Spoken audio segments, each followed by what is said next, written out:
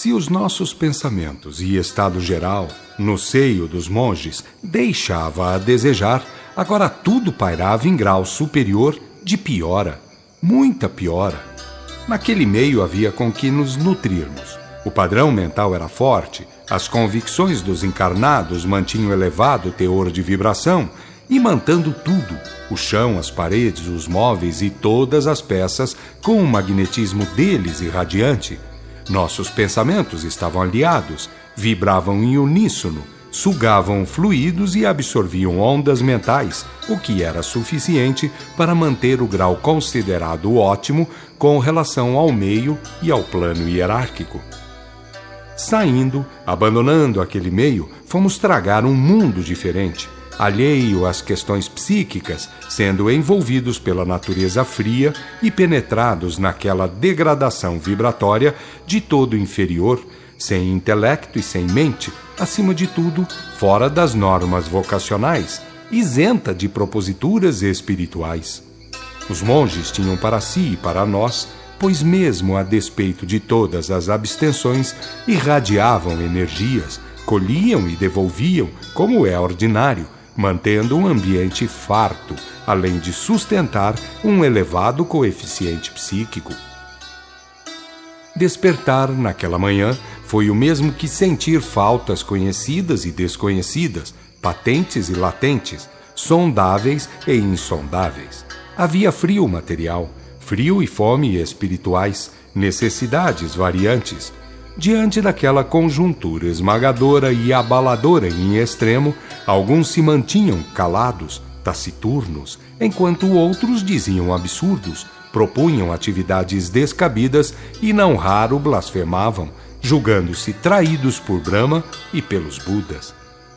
Eu havia aprendido, com eles todos, a julgar tudo pela origem, achar que Deus era a essência integral, e tudo quanto mais fosse ou existisse não podia ser menos do que semideus, do que forma de manifestação de Deus ou Brahma. Sabia que a chamada criação era uma descida, um ramo involuído para efeito de particularização ou individualidade infinitas, cumprindo a cada partícula a seguir, ir-se levantando, erguendo, subindo, psiquizando, angelizando. Enfim, sabia que Deus se transformara na chamada criação por um intrínseco processo de involução ou descida, e que a chamada criação se eleva a Deus, de novo, pelo íntimo processo de envolvimento ou subida. O que não estava muito certo, no entanto, referia-se ao modo de subida, ou infindos matizes de modos, pois há variações sem conta e as teorias não eram precisas. Agora que estava em má situação, fervilhava na mente todo um aluvião de ideias e conceitos, pensamentos e preconceitos em choque, sentindo a cabeça girar, agindo como tonto e cada vez mais piorando. Naquela manhã, acordando, apesar de ter passado a noite numa furna de rocha, estava umedecido, friorento, pior do que se fosse um encarnado, pois a sensibilização que a perda do corpo obriga, se aumenta a glória quando é merecida, também aumenta a tragédia quando não se faz jus a outra condição. Fosse nos seios dos monges, teríamos ambiente farto e feliz, pois havia de tudo um pouco e muita irradiação da parte dos encarnados, com que nos beneficiarmos. Ali, no entanto, tudo era pobreza e miséria, apesar do fausto esplendoroso da natureza.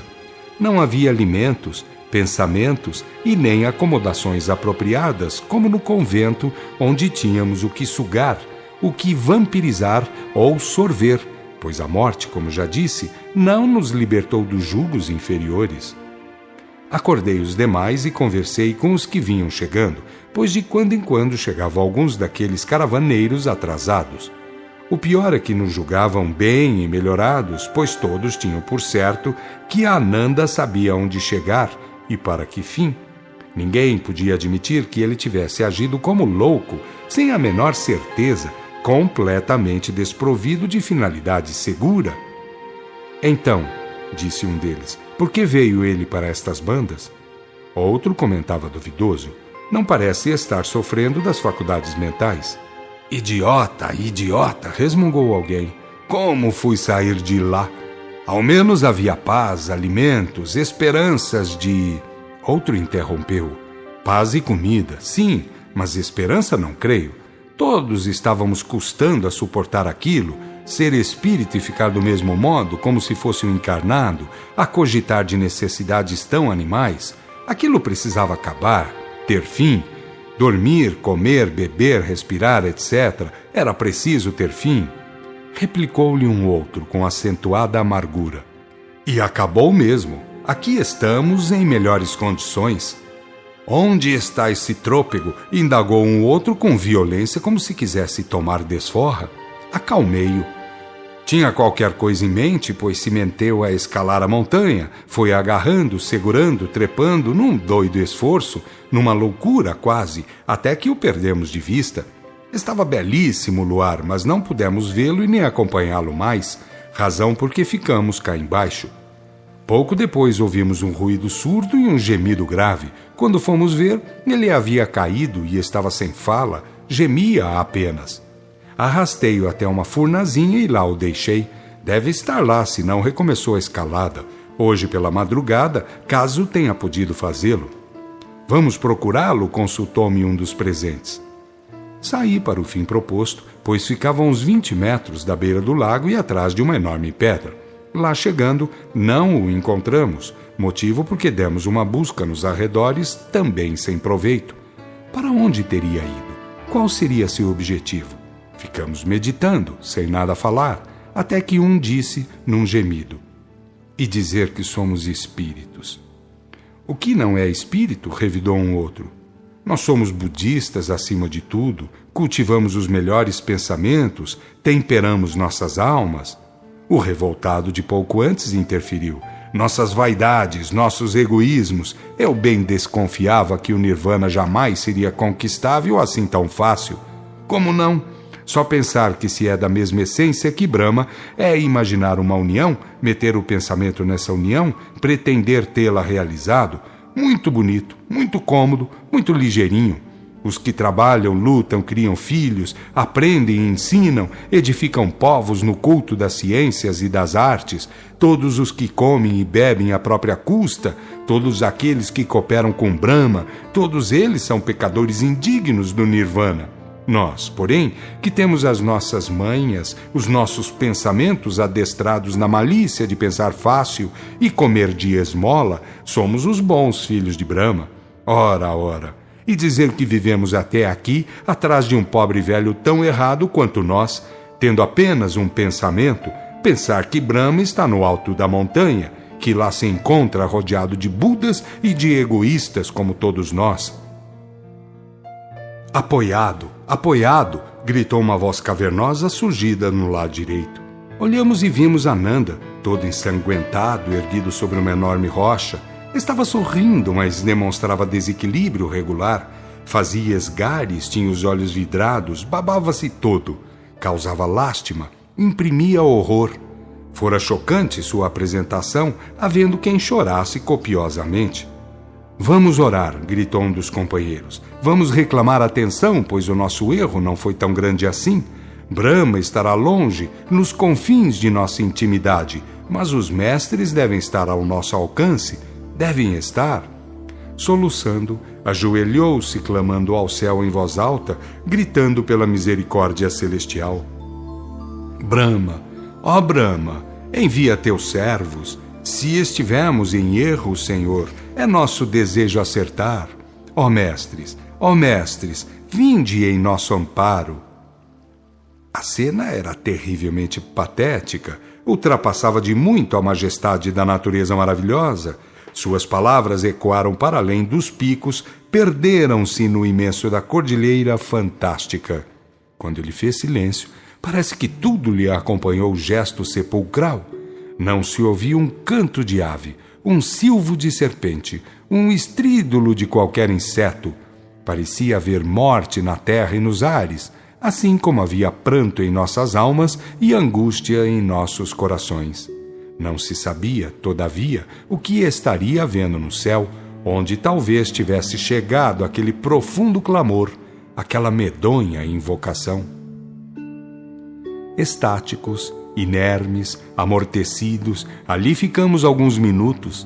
Recomeçaram os ruídos, recomeçou aos poucos o cântico da natureza, a sinfonia da vida, o clangor estuante do astro-rei, cujos raios iluminavam, vibravam, tangiam, impunham vivência e forçavam o formidável concerto da natureza.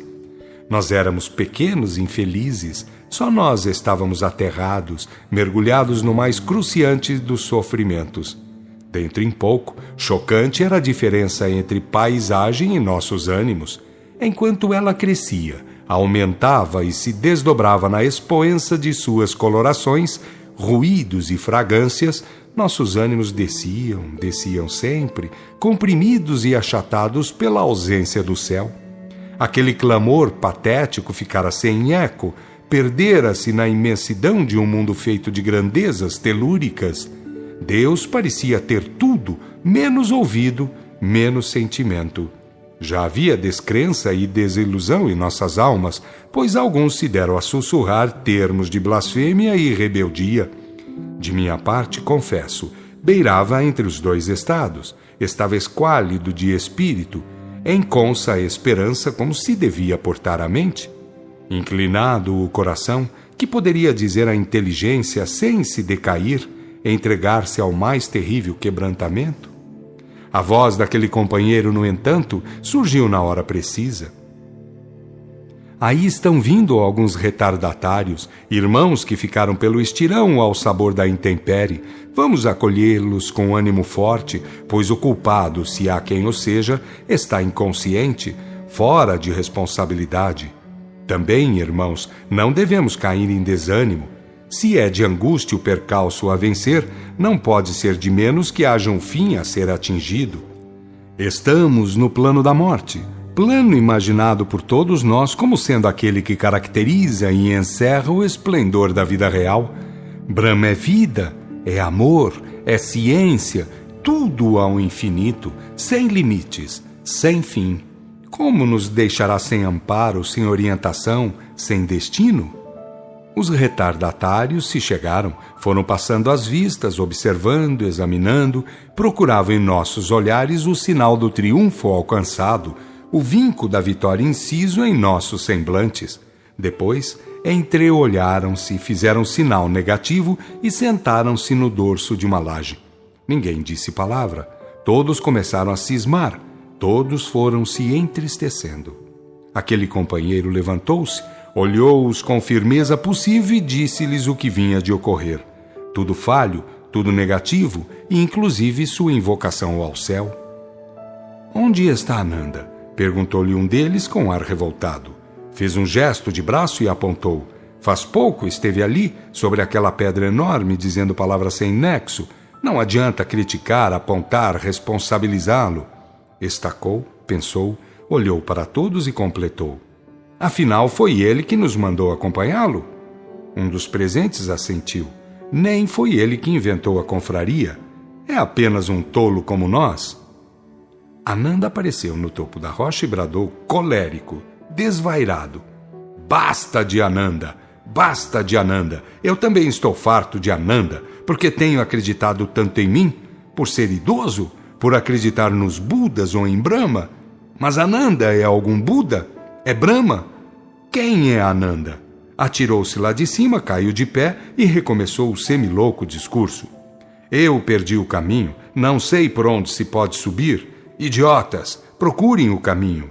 Eu perdi-o. Desmaiou. Alguns o foram socorrer, mas ficaram sem saber o que fazer, pois era simplesmente um espírito, e nós estávamos muito longe do mosteiro, daquele ambiente onde pelo menos havia paz e recursos energéticos. Fazer o quê? Consultou aquele que fizera a invocação. Levá-lo ao sol, quando muito, aconselhei. Pensávamos saber tanto, e disto nada sabemos, lastimou alguém que se achava lá para trás. Arrastaram Ananda para um lugar onde havia sol e ali o deixaram. voltando ao antigo posto, onde cada qual continuou a mitigar pensamentos os mais contraditórios e amargurosos. O sol ficou a pino, razão porque sugeriu uma atitude que foi muito bem aceita.